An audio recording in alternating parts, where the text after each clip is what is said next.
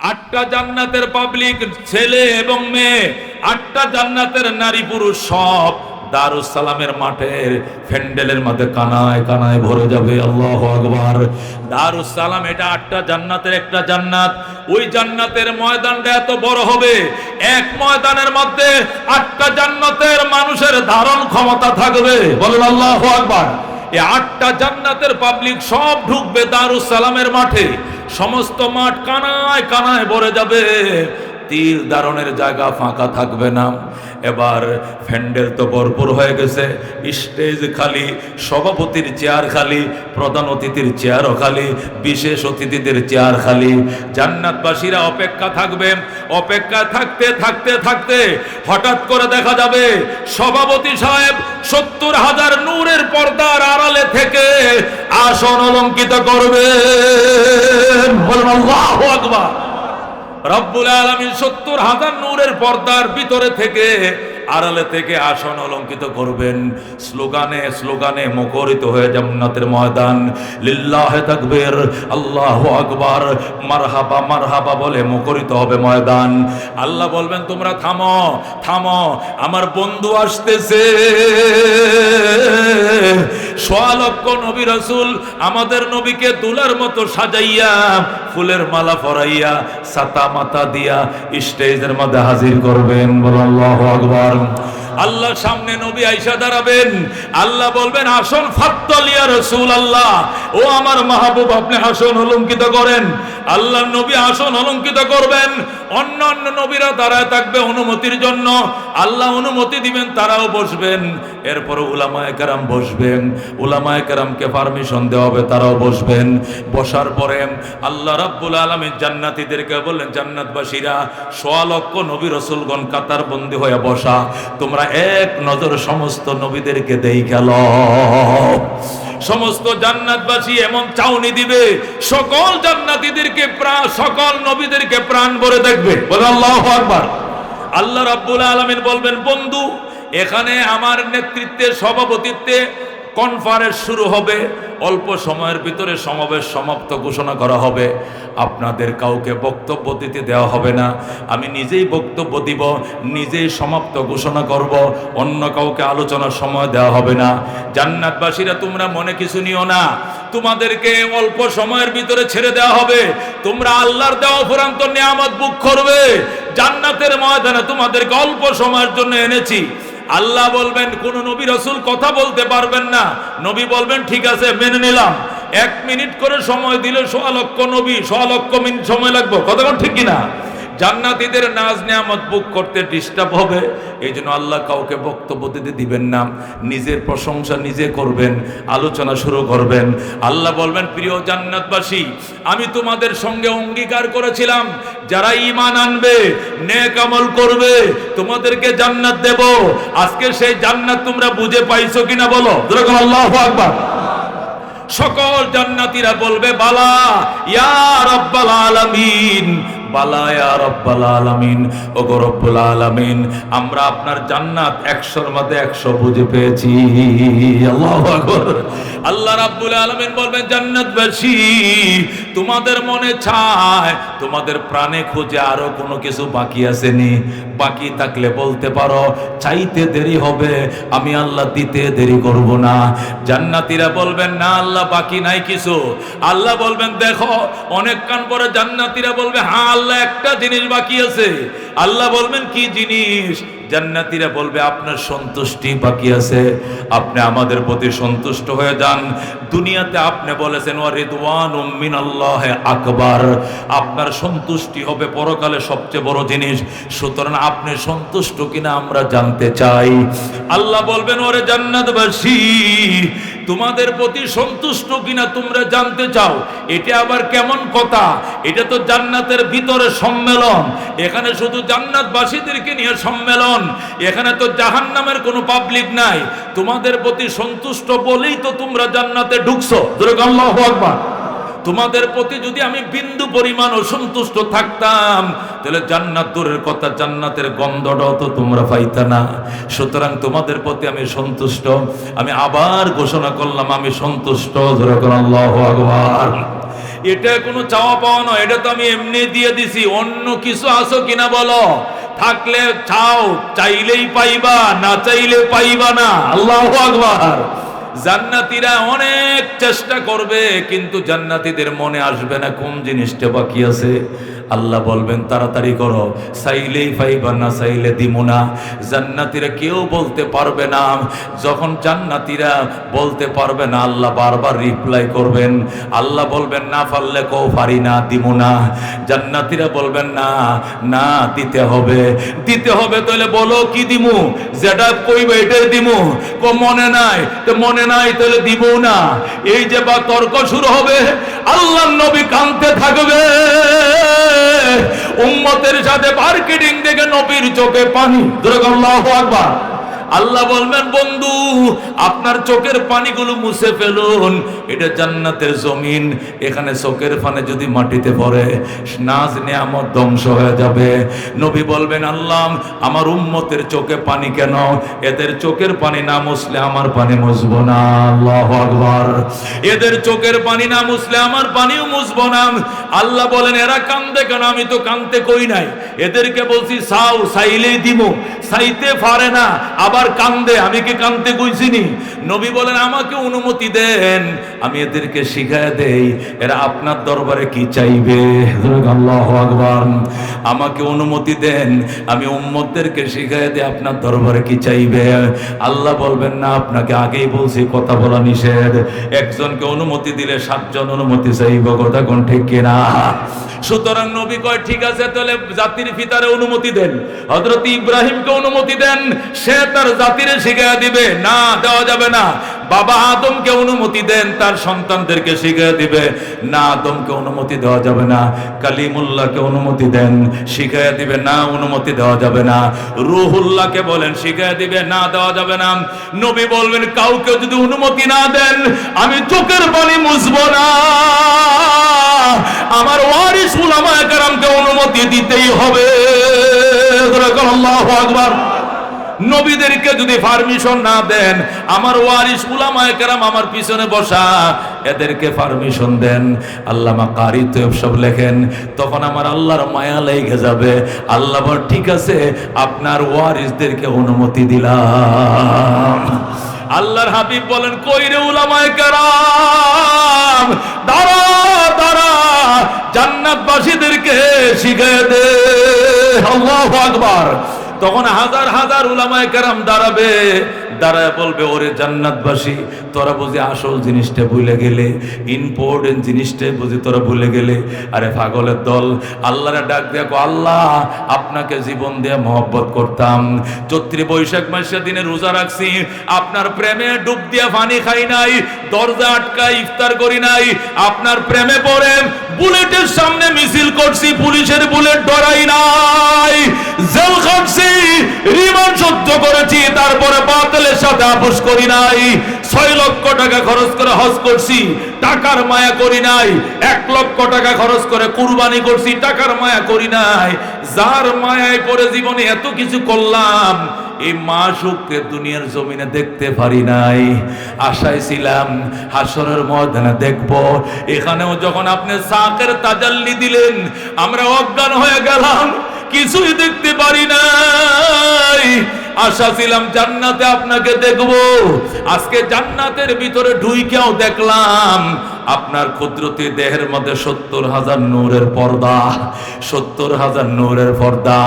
আমাদের এক দবা এক দাবি, নূরের পর্দা সরান, আমাদেরকে একবার দেখতে দেন। আল্লাহু আকবার। যখন উলামায়ে কেরাম এই পয়েন্টটা শিখিয়ে দিবে, তখন জান্নাতবাসী করে কি সর্বনাশের কথা। আমরা তো আসল জিনিসটাই ভুলে গেছিলাম, মেন জিনিসটাই তো পাইছিলাম না, কি সর্বনাশ। উলামায়ে কেরাম দুনিয়াতে কত উপকার করছেন আপনারা।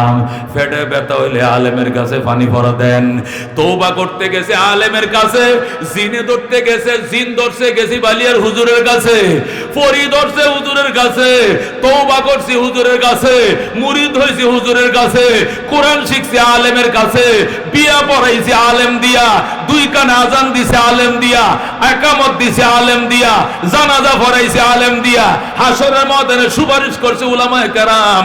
শত বিপদের মধ্যে ছিল উলামায়ে কেরাম। আজকে জান্নাতে ঢোকার পরেও একটা পয়েন্টের মধ্যে আমরা আটকা পড়ে গেলাম, নিজেরা কেউ বলতে পারলাম না। উলামায়ে কেরাম শিখায় দিল, আল্লাহ আপনার দরবারে আমাদের ফরিয়াদ, আলেমদেরকে অফুরন্ত নিয়ামত দিয়া খুশি করে দেন। আলেমের কাছে আমরা চিরঋণী, উনাদের ঋণ আমরা শোধ করতে পারবো না। আপনি অফুরন্ত জান্নাতের নিয়ামত দিয়া ঋণ শোধ করে দিয়েন। জোরে বলো আল্লাহু আকবার। এবার জান্নাতবাসীরা শিখছে, শিখে এবার জান্নাতীরা দাঁড়ায় বলবে, আল্লাহ আপনি আমাদের মাসুক, আমরা আপনার আশেক। ওগো রব্বুল আলামিন, আপনি আমাদের মাসুক, আমরা আপনার আশেক। আপনি বলেন আশেক মাসুকরে না দেখে কতদিন থাকতে পারে? জোরে বলো আল্লাহু আকবার। আপনি বলেন আশেক মাসুকরে না দেখে কতদিন থাকতে পারে? দুনিয়ার চর্ম চোখে দুনিয়াতে আপনাকে দেখি নাই, আপনার জন্য দেওয়ানা ছিলাম। শেষ রাত্রে উঠে আপনার তাসবিহ পড়ছি, আপনার জিকির করছি, বুলেটের সামনে নারে তাকবীর আল্লাহু আকবার বলেছি, কিন্তু আপনাকে দেখার ভাগ্য দুনিয়াতে হয় নাই। আশাই ছিলাম হাসরের ময়দানে দেখব, সেখানেও ভালো করে দেখতে পাই নাই। সর্বশেষ আশা ছিল জান্নাতে দেখব। আজকে জান্নাতে ঢোকার পরেও দেখি আপনার কুদরতি চেহারার উপরে ৭০,০০০ নূরের পর্দা। আমাদের এক দফা এক দাবি, নূরের পর্দা সরান, একবার দেখতে দেন। जन्नत और दोज़ख से या रब क्या करो, आरज़ू है मैं तुझे देखा करो। हूरो गिल्मा जितने नियामत है तो सबसे बढ़कर नियामते दीदार तो। জান্নাতীরা বলবে, আল্লাহ জান্নাত দিয়া করি কি, জাহান্নাম দিয়া করি কি, কিচ্ছু লাগতো না আল্লাহ। আমাদের একদম আপনি কুদরতি চেহারা থেকে নূরের পর্দা সরান, একবার দেখতে দেন। জোরে বলো আল্লাহু আকবার। আল্লাহ বলবেন, ওরে জান্নাতবাসী, এতক্ষণে তোমাদের চাওয়া পাওয়া ঠিক আছে, এখন তোমাদের চাওয়া ঠিক আছে। আল্লাহ বলবেন, কোন কোন মানে পর্দা সরে যাও। ইদা আরাদা শাইআন আইয়াকুলা লাহু কুন ফায়াকুন। আল্লাহ যখন কোনো জিনিস করতে চাইবেন, হাত দিয়া ধরা লাগবে না, পা দিয়া যাওয়া লাগবে না, শুধু বলবেন কোন। আল্লাহ বলবেন কোন, পর্দা সরে যাও। যেই মাত্র বলবে পর্দা সরে যাও, টাস টাস করে পর্দা খুলে যাবে। আল্লাহু আকবার। নূরের পর্দাগুলো ফ্রেত ফ্রেত করে খুলে যাবে। জান্নাতীদের সামনে আল্লাহর কুদরতি জাত দেখা দিবে। জোরে আল্লাহু আকবার। জান্নাতীরা পূর্ণিমার রাত্রে 14 তারিখের চাঁদকে যেমনে দেখে, তার রবের দিকে এমনে ছায়া থাকবে। জোরে আল্লাহু আকবার। নবী বলেন, চোখের পাতি পর্যন্ত নাড়াবে না, এক চাউনির মধ্যে ৭০,০০০ বছর চলে যাবে। আল্লাহু আকবার। এমন ভাবে চাউনি দিবে, 14 তারিখের চাঁদের মতো চেয়ে থাকবে। ৭০,০০০ বছর চেয়ে থাকার পরে বা সজদায় পড়বে, সজদার মধ্যে আরো ৭০,০০০ বছর কাটায় দেবে। আল্লাহু আকবার। আরো ৭০,০০০ বছর সজদায় থাকার পর এবার আল্লাহ রাব্বুল আলামিন বলবেন, ইরফাউ রুসাকুম, ইরফাউ রুসাকুম, এবার তোমরা মাথা উঠাও। ওয়াদখুলুল জান্নাতা, জান্নাতে প্রবেশ করো। সালামুন আলাইকুম তিবতুম, তোমাদের উপরে চির শান্তি বর্ষিত হোক, তোমরা বড় ভাগ্যবান। ফাদখুলুহা খালিদিন, চিরদিনের জন্য ঢুকো। জোরে বলো আল্লাহু আকবার। আল্লাহ নিজে বলবেন, ইরফাউ রুসাকুম, মাথা উঠাও। ওয়াদখুলুল জান্নাতা, জান্নাতে ঢুকো। সালামুন আলাইকুম, তোমাদের উপরে চির শান্তি বর্ষিত হোক। তিবতুম, তোমরা বড় ভাগ্যবান। ফাদখুলুহা খালিদিন, চিরদিনের জন্য জান্নাতে ঢুকো। এবার জান্নাতীরা তাদের জান্নাতে যাবে। আল্লাহু আকবার। আল্লামা কারি তৈয়ব সাহেব রহমতুল্লাহ আলাইহি এই ঘটনা লেখার পর লিখতেছে, আল্লাহ কেন একটা সিল্লুক আটকায় দিয়া মৌলবীদেরকে দিয়ে কেন ছুটায় দিবে? আল্লাহ কথা বুঝাইবে, মৌলবীদের কাছে দুনিয়াতে তোমরা মুহতাজ ছিলাম, হাসরের ময়দানে মুহতাজ ছিলাম, জান্নাতে ঢোকার পরে বলতে পারবা না হুজুর আপনাদেরকে আর দরকার নাই, আর লাগতো না হুজুর।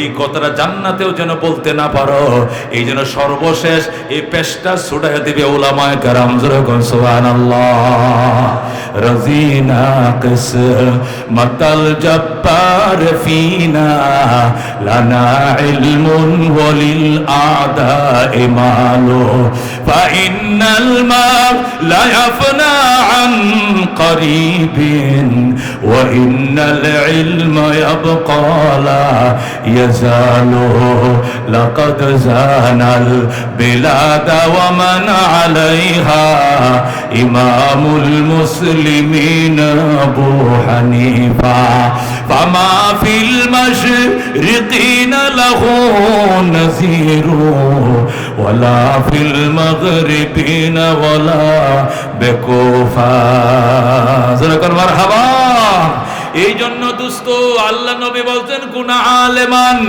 আও মুতাআল্লিমান আও মুঈনান আও মুহিব্বান হয়তো তুই আলেম হ নয়তো আলেমের ছাত্র হ তাও যদি না পারো আলেমদের সাহায্যকারী হও আলেমদের সাহায্যকারী হও তাও যদি না পারো টাকা নাই পয়সা নাই মুহিব্বান আলেমদেরকে অন্তর দিয়ে মহব্বত করো সুবহানাল্লাহ আল্লামা ইয়াকুব নানতুবি রহমতুল্লাহ আলাইহি লেখে আমাদের দেওবন্দ মাদ্রাসার বাউন্ডারি ওয়ালের পিছন দিয়া এক গরিব মানুষ হে বসবাস করত সনের ঘর এই লোকের নাম শাহজি আব্দুল্লাহ কি নাম শাহজি আব্দুল্লাহ নামে এক দরবেশ দেওবন্দ মাদ্রাসার পিছন দিয়া সনের ঘর ছিল সেখানে বাস করত আল্লাহর নবীর ওয়ারিসদের সহবতের কারণে শাহজির মর্যাদা আল্লাহ কত উঁচা করছে এটি ইয়াকুব নানতুবি রহমতুল্লাহ নিজে লিখতেছে উনি বলেন শাহজি আব্দুল্লাহর কাজ ছিল সকালবেলা ঘাস কাটতো কি কাটতো ঘাস ঘাস গরুরে ঘাস খাওয়ায় না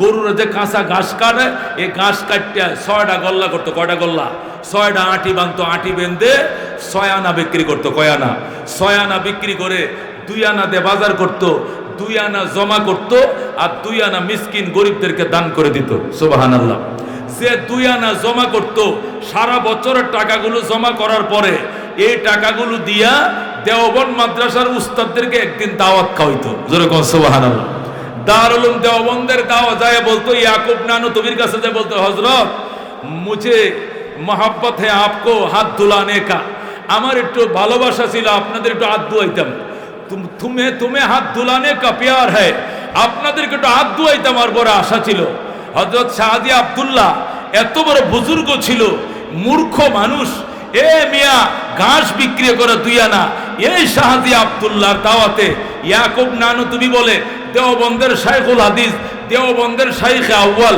শাইখে সানি দেওবন্দের ইমাম দেওবন্দের মুফতি দেওবন্দের মুহতামিম সব লাইন ধরতো শাহজির দাওয়াত করার জন্য সুবহানাল্লাহ শাহজির ঘরে জায়গা নাই উড়ানের মধ্যে শট বিছায় দিত শট আছে না শট সালাস শট উড়ানে বিছায় দিত আর মাইটে হানকির মধ্যে দিত এর মধ্যে বইয়া খাইতো আর একদিন দেওবন্দ মাদ্রাসার মিটিং এর মধ্যে দেওবন্দ মাদ্রাসার উস্তাদদের মিটিং এর মধ্যে এক উস্তাদে বলতেছে হযরত শাহজি ने दावत कब खिलाएगा শাহজি কবে দাওয়াত খাওয়াইবো ইয়াকুব নানতুবি বলে বেটা সাহারনপুরের কুটিপতিরা দেওবন্দের কোটি কোটি টাকার মালিকরা ফাজেরও গাড়ি দেন দাওয়াত খাওয়ায় থুয়ে যায় মাদ্রাসার মাঠে নামায় থুয়ে যায় হেদের দাওয়াত খাইতে তোরা কেউ যাস না পেটের সমস্যা আমি গরু গোশত খাই না আমার প্রেসার হাই আমার সমস্যা কেউ যাইতে সস্তা বড় লোকের দাওয়াতে আর শাহজি কবে দাওয়াত খাইবো ডেলি কালে আমার জিজ্ঞাস কারণটা কি শাহজির দাওয়াতের মধ্যে এমন কি বরকত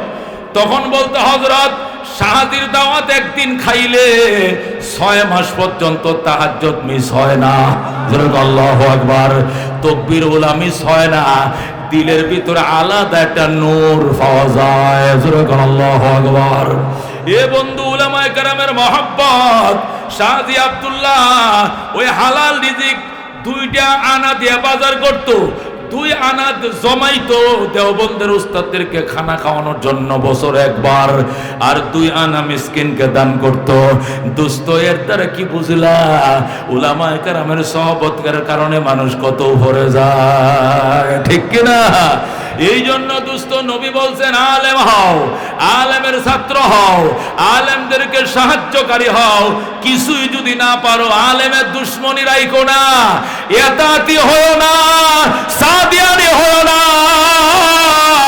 আল্লাহ আল্লাহ হয়ে যাও ঠিক কি না যারা মাওলানা সাদ সাহেবের মহব্বতে পড়া এ দেশের লক্ষ লক্ষ আলেমের কলিজার বেদনা আর দুঃখ নিতেছে, এরা তো ফুইরা ছাই হয়ে যাবে। কথা ঠিক কিনা?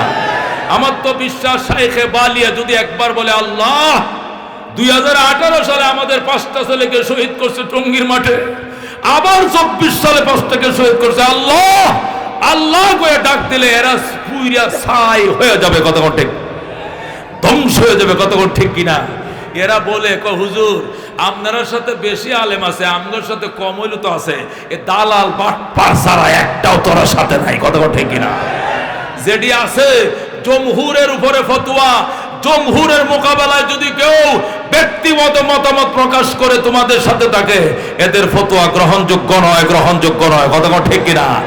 এখনো সময় আছে, তওবা করে ফিরে আসো, তায়েব হয়ে ফিরে আসো, উলামায়ে কেরামের দলের সাথে উলামায়ে কেরামকে মহব্বত করো, আলেম উলামাকে রাস্তা পাইবা। হুজুর আসেন এক কিলি ফান কান, হুজুর কই যাইবেন? জামু বাস স্ট্যান্ড। হুজুর আমি রিস্কা যাইতেছি, আপনি উঠেন। হুজুরকে উঠাইবেন, বাস স্ট্যান্ড পর্যন্ত আগায় নিবেন। হাসরের ময়দানে 30,000 বছরের ব্রিজ আল্লাহ আগায় দিবে। যেরকম আল্লাহু আকবার। এই জন্য নবী বলছেন, আলেম হও, আলেমের ছাত্র হও, সাহায্যকারী হও। আলেমদেরকে কমপক্ষে কিছুই যদি না পারো, দিল দিয়ে মহব্বতকারী হও। কারা কারা মহব্বত করতে রাজি আছেন? লিল্লাহি তাকবীর, লিল্লাহি তাকবীর। আল কোরআনের আলো, আল হাদিসের আলো, লিল্লাহি তাকবীর। হাত নামান। বড় হুজুর বলেছেন, হুজুর মাহফিলের মধ্যে আমাদের কালেকশনের অভ্যাস নেই, আমরা কালেকশন করি না, তবে আমরা ঘরের কাজ হাতে নিয়েছি, বিল্ডিং এর কাজ হাতে নিয়েছি। রড লাগবে, সিমেন্ট লাগবে, বালু লাগবে, এই মোটা মোটা 3টা জিনিস লাগবে। এই 3টা জিনিসে যদি আল্লাহর বান্দারা কিছু নাম লেখায়, তাহলে আপনার কাছে এই আরজ আমরা করতে চাই। মুহতারাম হাজিরিন,